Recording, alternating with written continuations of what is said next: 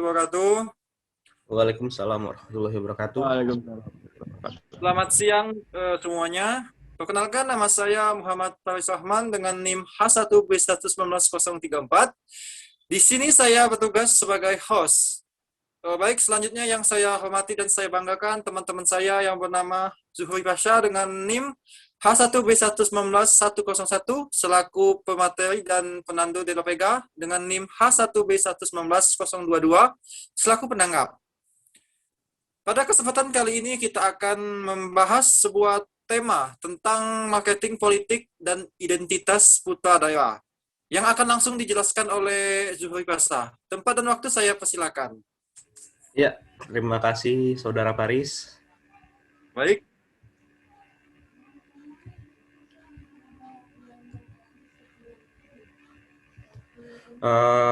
Langsung saja saya paparkan materi pada pagi hari ini ya.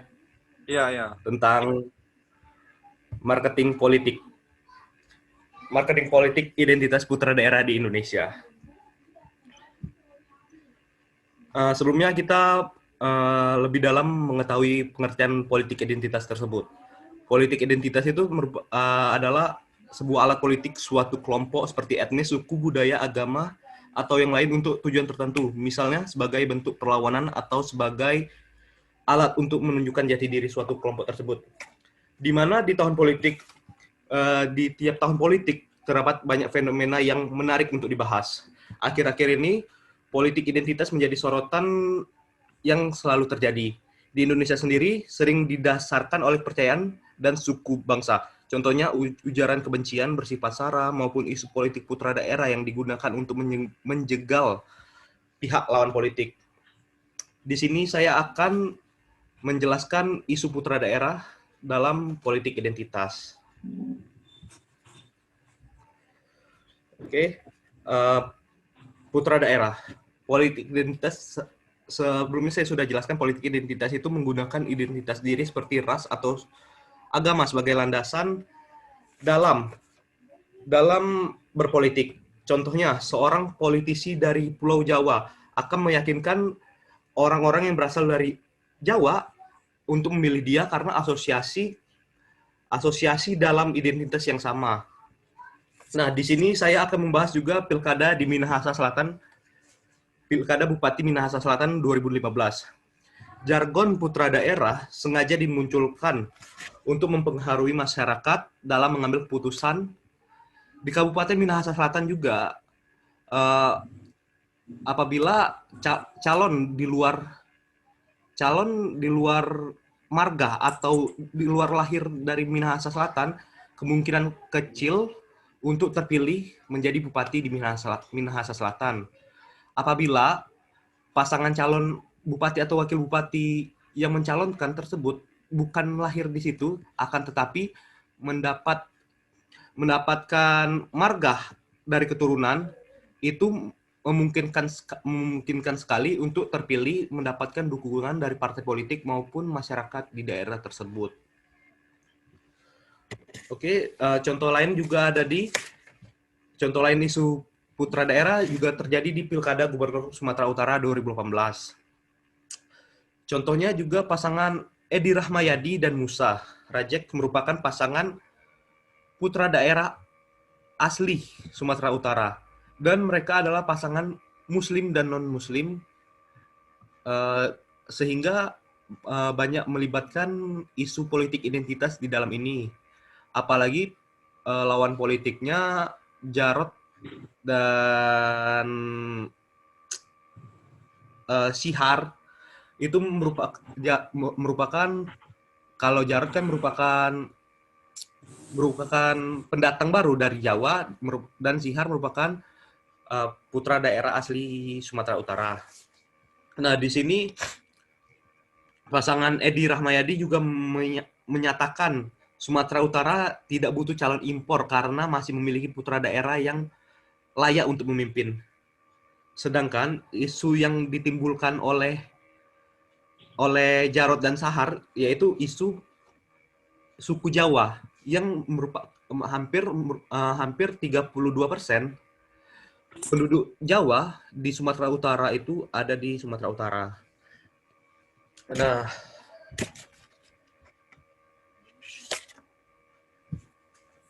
di sini juga ada kategori putra daerah.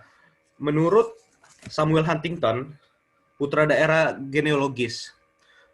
Putra daerah genealogis merupakan putra daerah yang asli lahir di situ, di daerah tersebut, karena orang tuanya. Putra daerah pragmatis di sini disebut juga adalah seorang lahir di daerah tertentu dan berhubungan dengan daerahnya hanya mengambil keuntungan bagi diri sendiri.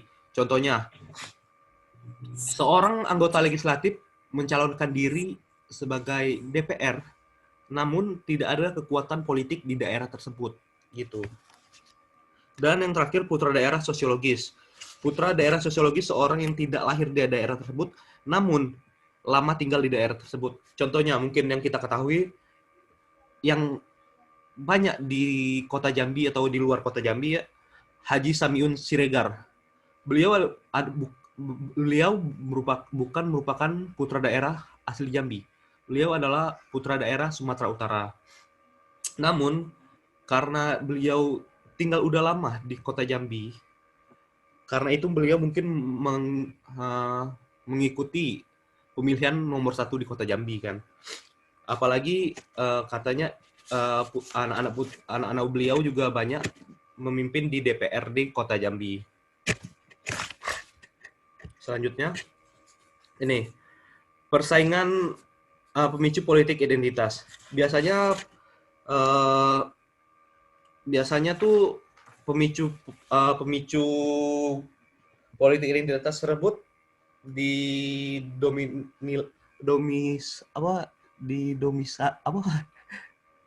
ya oleh persaingan ketat, yaitu ya karena kita lihat dalam dunia politik sekarang, tahun politik sekarang, elektabilitas pasangan calon itu hampir sama. Oleh karena itu banyaknya memicu politik identitas. Terus polarisasi suku, agama, pasangan calon. Ya kita ketahui suku sangat penting dan agama sangat penting dibahas sekarang di tahun politik. Karena ya isu agama sangat ditimbulkan pada tahun 2017 pada pencalonan Anies dan Basuki Cahayapurnama ya. Terus polarisasi suku dan agama mayoritas pemilih itu tidak dipungkiri oleh pemicu politik identitas tersebut. Oke. Nih, yang terakhir, dampak politik identitas. Ya, dampak politik identitas itu berimbas ke keretakan sosial dalam masyarakat, mengancam persatuan bangsa dan kohesi dalam Bhinneka Tunggal Ika yang rontok. Ya karena misalnya nih kita memang negara yang demokratis, ada hak kita untuk memilih siapapun. Namun ya kalau kita diiming oleh politik identitas, maka oleh karena itu kita mengalami keretakan sosial dalam masyarakat. Bukan dalam masyarakat saja, namun dalam keluarga. Misalnya si A mendukung pasangan ini, si B mendukung pasangan ini. Ya mereka akan keretakan dalam politik identitas karena ya dampak politik identitas tersebut gitu. Mungkin sekian yang saya sampaikan. Lebih dan kurangnya mungkin ada yang bertanya. Oh baik, terima kasih kepada Saudara Zulfi Pasha atas materi yang telah disampaikan. Baik, kepada Saudara Fernando de la Vega, bagaimana tanggapan Anda atau ada yang ingin ditanyakan langsung kepada Zulfi Pasha? Silakan. Baik, terima kasih teman saya Paris. Dan terima kasih juga kepada teman saya Juri Pasha yang telah memaparkan materi yang cukup dimengerti.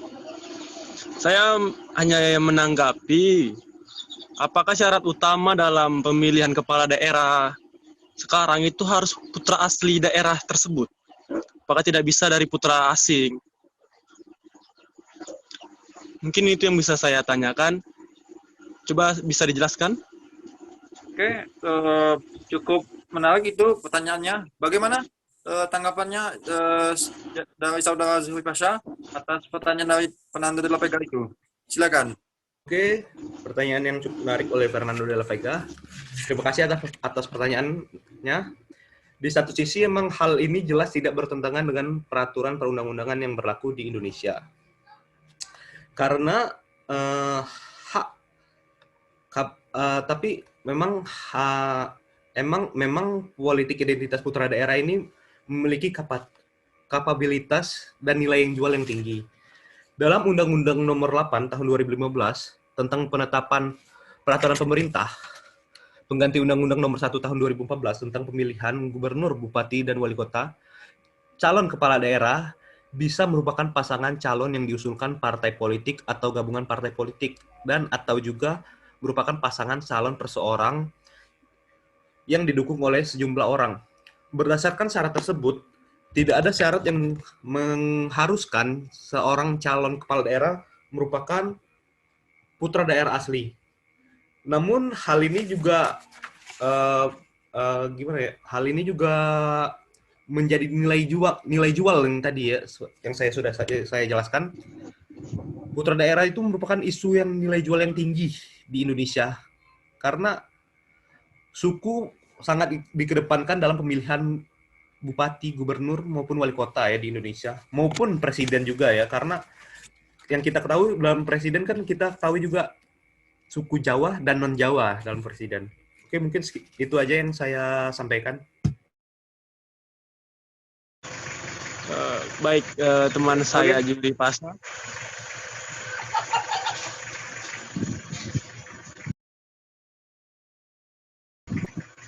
Baik, Pak, tidak ada lagi yang ingin ditanyakan?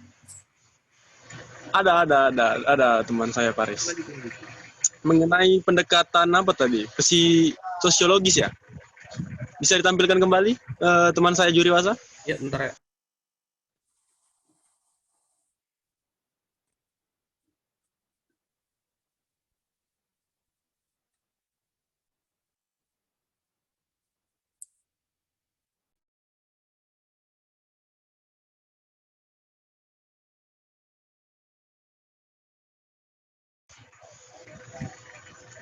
Ya. Putra daerah sosiologis. Bisa dijelaskan tadi artinya? Kalau tidak salah, putra daerah yang lama tinggal di tempat tersebut dan bisa mencalon.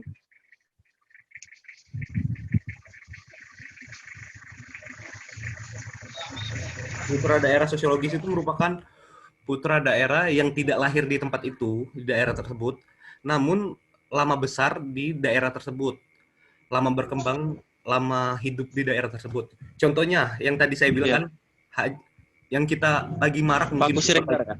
Iya, yang lagi marak di Kota Jambi mungkin Haji Samiun Siregar tadi kan, yang banyak balihonya, banyak ininya kan, billboard. Ya. Gitu. Jadi pertanyaan saya satu, apakah jika dia di Padang,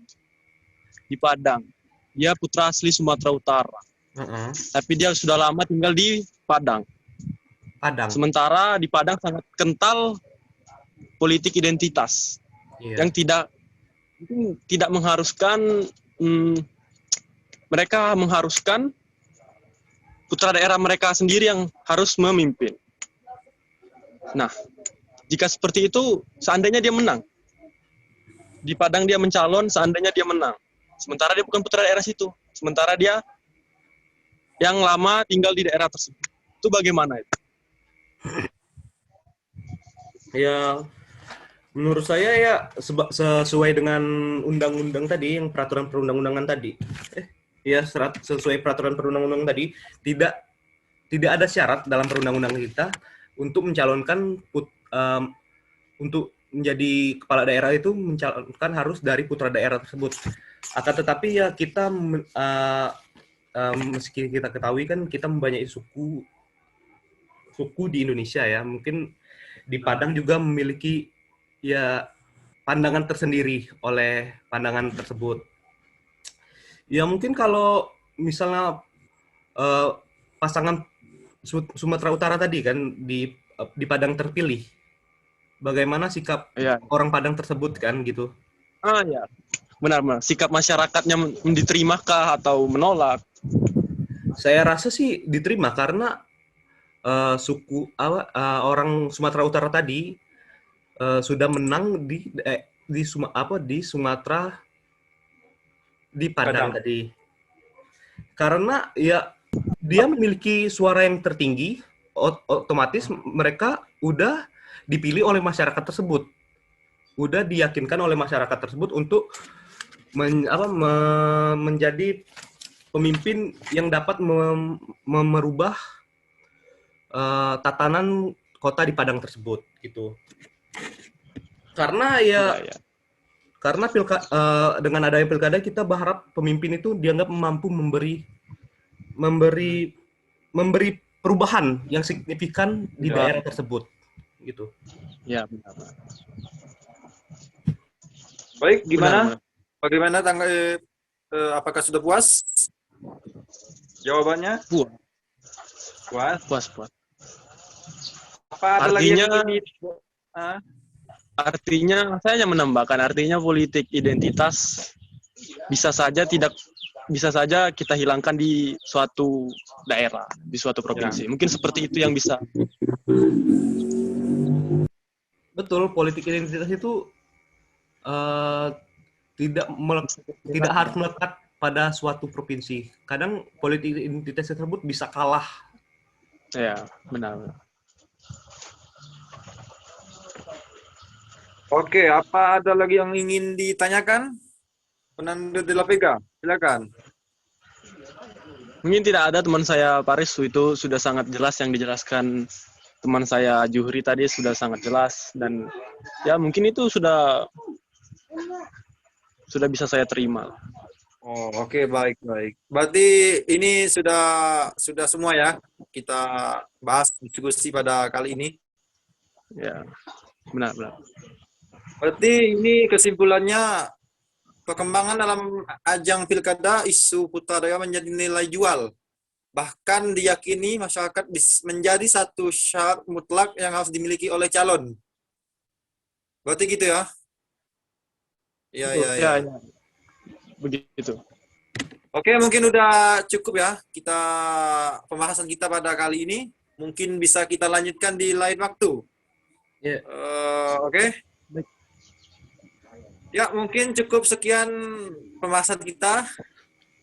Terima kasih kepada mohon maaf.